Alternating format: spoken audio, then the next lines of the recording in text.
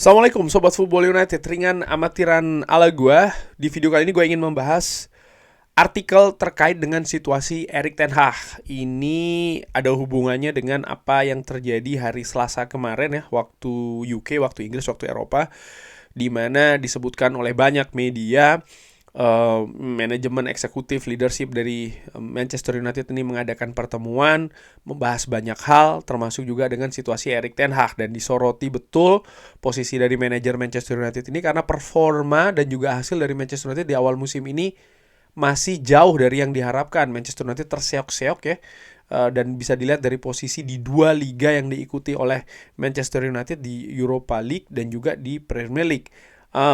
Ya, Manchester United masih melaju di Carabao dan masih dinantikan kiprahnya di FA Cup, tapi banyak ketidakpuasan dari fan, sehingga banyak juga yang menantikan ya keputusannya akan seperti apa untuk Erik ten Hag. Namun seperti yang juga diinformasikan di Football United dan juga di media-media lain, memang nampaknya ketika menghadapi Brentford nanti Erik ten Hag masih akan menjadi manajer Manchester United. Apakah ini akan secara permanen jangka panjang? Tidak demikian ya. Bagaimana evaluasi ini akan terus dilakukan, dan seperti pertemuan Selasa kemarin, memang setiap bulan manajemen eksekutif dari Manchester United ini bertemu untuk membahas situasi klub, dan salah satunya tentu saja situasi dari manajer Erik ten Hag. Nah, dari Talksport ini diambil dari mengutip ya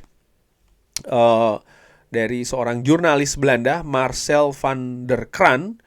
Ini berkata kalau memang semua orang di Belanda ini teryakinkan kalau tidak ada masa depan lagi nih Erik ten Hag di Manchester United. Dan spekulasi terkait dengan hal ini memang juga menghangat ya di Belanda. Kalau gua ikuti acara-acara talk show terkait dengan sepak bola, ada mantan pemain ya kan, Ruud Gullit lah,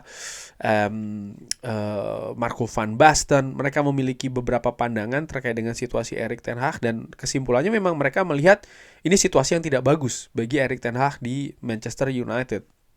Bahkan dari salah satu artikel membahas bagaimana salah seorang sahabat dekat dari Erik ten Hag ini, gue lupa siapa namanya ya, tapi mengatakan kalau dia ini sebenarnya memberi masukan ya kepada Erik ten Hag di musim panas kemarin setelah juara Piala FA untuk selesai di Manchester United.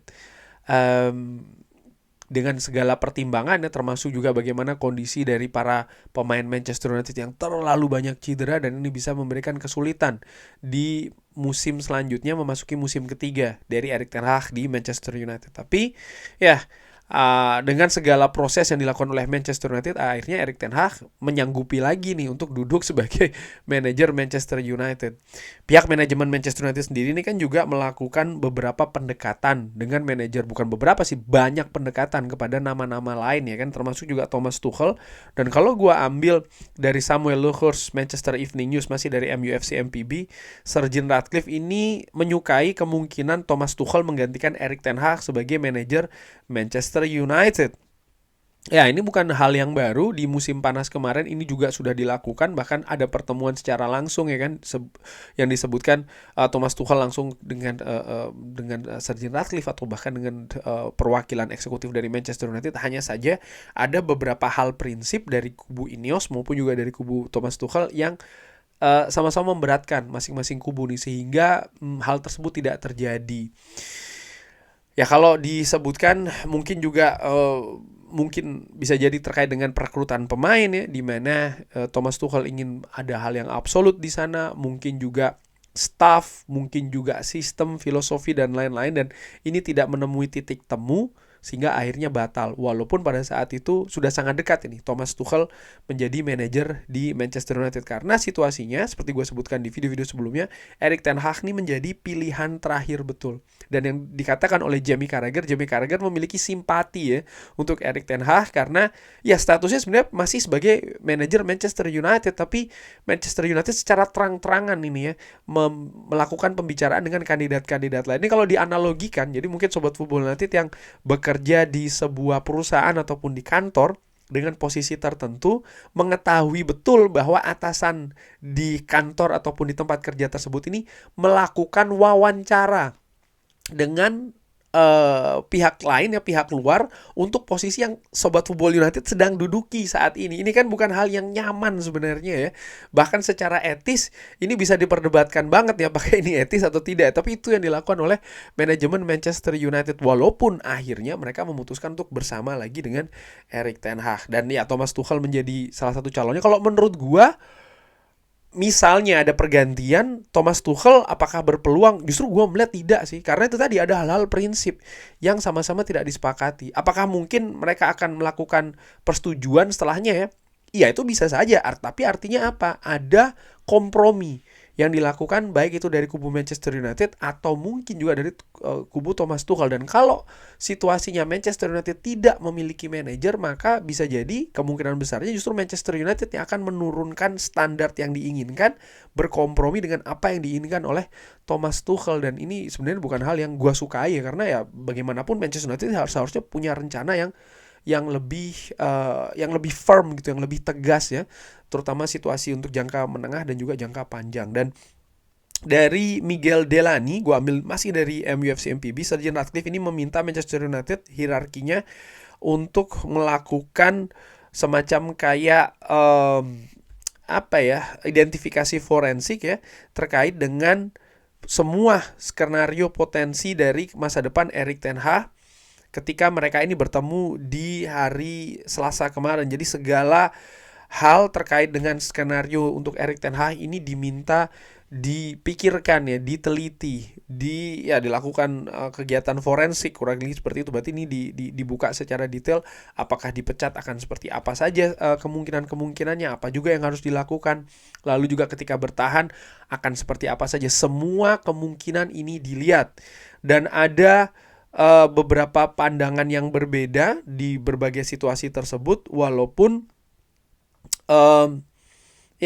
salah satu hal yang paling seru debatnya adalah apa yang terjadi selanjutnya kalau klub ini memutuskan untuk tidak lagi bersama dengan Erik ten Hag.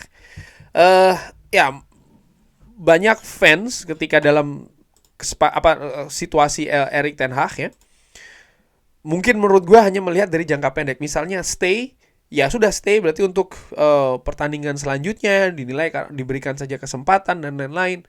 Tapi bagaimana kalau seandainya dengan diberikan kesempatan itu justru semakin terperosok? Bagaimana ketika Manchester United gagal untuk bisa berada di kompetisi Eropa? Bagaimana ketika Manchester United ini justru awal ya tereliminasi dari kompetisi-kompetisi yang diikuti, Europa League misalnya, karena ada banyak optimisme, terutama setelah undian yang dilakukan melihat rival-rival dari Manchester United di Europa League. Ini kan akan memberikan stigma yang buruk juga dari fans, terutama untuk Ineos di masa manajemen pertama, masa penuh pertama manajemen dari Ineos melakukan football operation di Manchester United.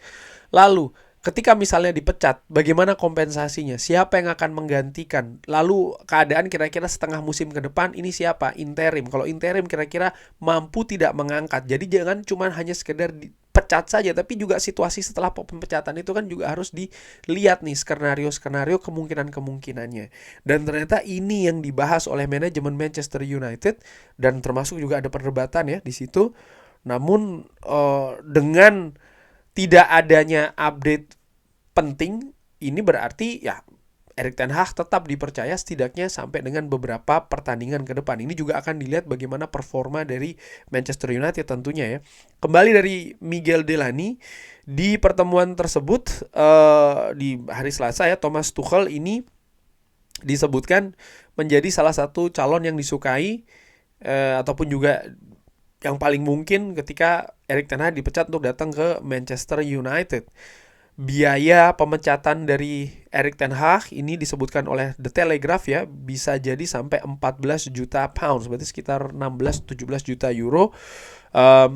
Ini tentu saja bukan angka kecil ya, karena dengan angka tersebut ada banyak hal yang bisa dilakukan di Manchester United maksud gue ya. Dan kembali lagi ini unik betul bagaimana situasi dari Thomas Tuchel. Berarti ya, kalau memang mereka menyukai Thomas Tuchel, kenapa tidak disepakati ketika musim panas kemarin? Di situ pertanyaan gue, sekali lagi. Di situ pertanyaan gue. Kenapa kenapa setelah ada goyah situasi seperti ini ya, ketidakpastian terkait dengan Erik ten Hag, lalu nama Thomas Tuchel hadir kembali. Ini juga buat gue secara ringan amatiran tanda tanya besar. Itu satu. Yang kedua, angka pemecatan ataupun kompensasi pemecatan dari Erik ten Hag ini tinggi, 16 juta pounds atau ya sekitar 19-18 juta euro. Angkanya cukup tinggi. Di mana ketika pemecatan ini dilakukan di musim panas kemarin, tidak seperti ini angkanya. Karena ya di musim panas kemarin disepakati untuk mengaktifasi ya kan opsi perpanjangan 1 tahun dari Erik ten Hag, di mana dengan diaktifkannya opsi ini angka kompensasinya juga berbeda gitu loh.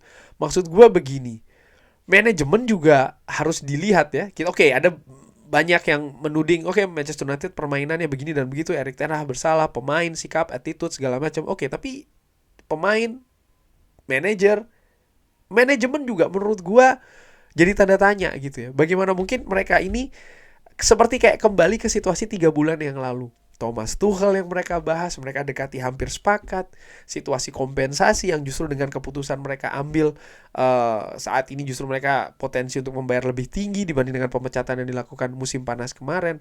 Ada hal-hal yang nggak pas yang terjadi di Manchester United dengan manajemen baru. Di sisi lain, ini juga membuktikan walaupun manajemen Manchester United ditempati oleh nama-nama yang memiliki kompetensi yang lebih tinggi ya, terutama di urusan football club ataupun klub sepak bola, namun ternyata ya ini mereka juga tidak bisa langsung bekerja secara maksimal. Ada beberapa keputusan yang bisa jadi salah, yang mereka harus perbaiki.